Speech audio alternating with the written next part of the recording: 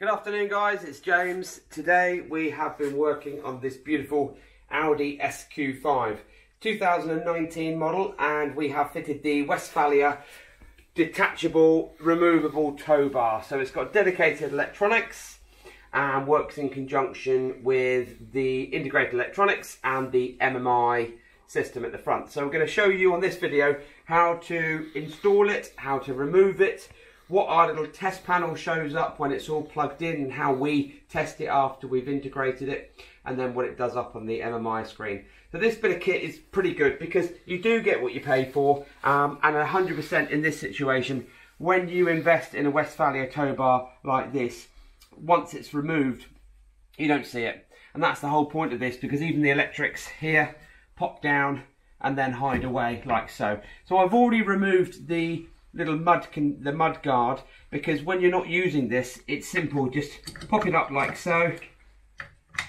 and when you are ready to fit the removable tow hitch after you've removed it from the little bag, we then just pop this out, put it in a safe place. The tow hitch needs to be in the unlocked position, and when it's in the unlocked position, the key can't come out. So there's the key there, and all I'm going to do is pop it in like so. That's it. Nothing awkward, nothing that intelligent to work out. You just pop it in, and it's locked. And what I do now is, you won't be able to see it from Richard's angle there, but I'm just going to turn the key, and once you turn the key, it locks, and you can take the key out like so. You get two keys for the system. You also get a little key mud guard, so I can just click that over the top like so. And when you want to use the trailer or the tow bar for a trailer or a bike rack, you can just pop off the ball cover and pop that back on when you're not using. So with the electronics here, this particular customer has asked for 7-pin electrics, and I don't know if Richard can pop in and have a look at that there, but the 7-pin electrics are ever so slightly different to the 13-pin, because obviously there's less. So there's a 7-pin electrics there for you. And what I do, if I can just get this off, inside this socket here, which is our testing socket, I will show you if I can get it off. Yeah, it should be just a twist and lock. Okay, they are quite tight, but you have got a twist and lock. So this is a 13-pin, and the 13-pin is for extra caravan towing, because then you might want to power a fridge or other ancillary devices. So we're going to pop that back in there, hopefully effortlessly, so I don't look stupid on the camera. So pop it in like so, and then we're going to lift the little electrics flap here, pop that, because it's all keyed, so you have to be careful, that's facing down. Pop that in like so, and I've just put my hand at the back so that you don't push this in too much, and that should sit flush. Now, I'm just going to bring this over so you can see this. Every time we fit factory tow bar like so, we always do our proper testing, and the reason being is because we're not just splicing into cables for the indicators, the reverse, the brake lights, the side lights, and all those bits and pieces. We're talking to the data in the car, which is the CAN bus.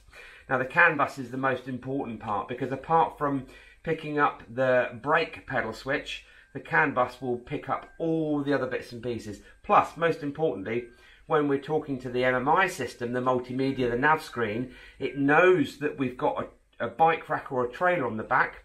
It disables the guidelines for the factory reversing camera, which I don't know if Richard could show you just up here. You've got your factory reversing camera, which would normally show you moving guidelines. So once we've got this up on screen, you'll lose the guidelines, and then also on the screen where the factory parking sensors would be, you've got a picture of a trailer. And that also means then that the parking sensors are not going to drive you crazy. Also on the instrument cluster, whether you've got the virtual cockpit or an instrument cluster, you will see the fact that every time you are indicating, it reminds you that you've got something attached, so just so you can drive with caution.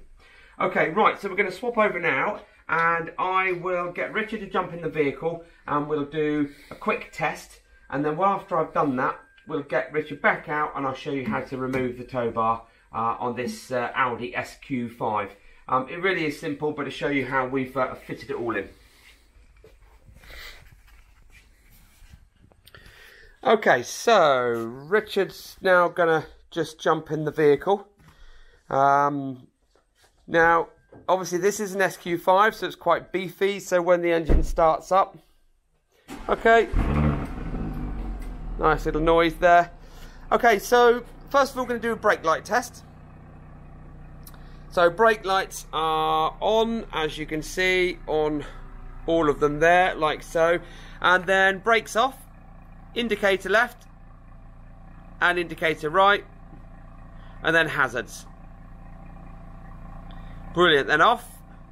Side lights on, and then brake quickly, and then off, and fog light on. Okay, so depending on how you've got this wired up and set up, you've also got the additional fog light if the car offers it. And then most importantly, we can, if it's 13 pin, we can then prove with the little pin switches down here, we can prove that the extra additional circuit is working for that output, which is quite cool. Okay, so let's go to the front of the vehicle.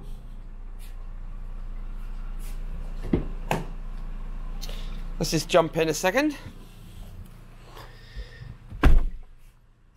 Okay, so Richard's going to pop it into reverse. And those of you that know or are familiar with the Audi Highline reversing camera, no moving guidelines, but we have got the trailer mode on here. So that means immediately that we won't get the reversing sensors going crazy. They will still show up on the front here because it's a front kit and a rear kit, so nothing is affecting that.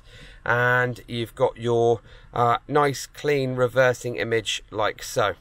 Now, you can still adjust. So if I press on the MMI button down here, which is the right hand side one, it brings up your normal options for reversing camera mode. So trailer view, activate automatically. So we can go back out of there.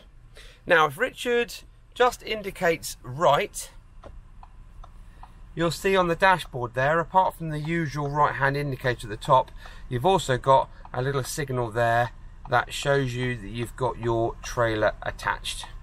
And there we go, we've got left and right on there like so. Okay, so let's go back to the image. There's the standard Audi Q5 MMI navigation screen with the trailer attached. So if we turn the engine off, I'll get Richard to come back round to the back of the car.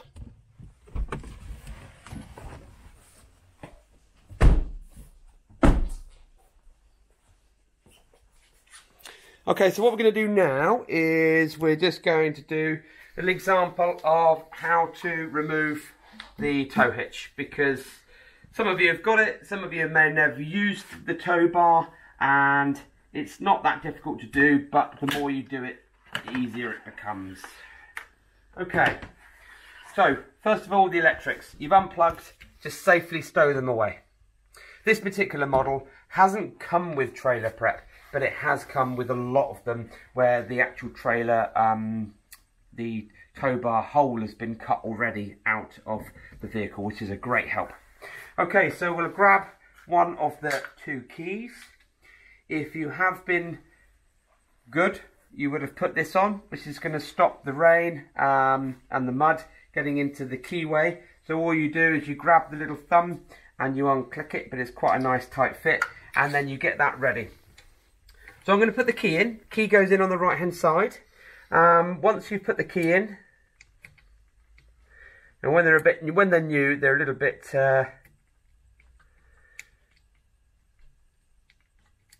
he says, just making sure that, oh no, just me being an idiot putting it upside down.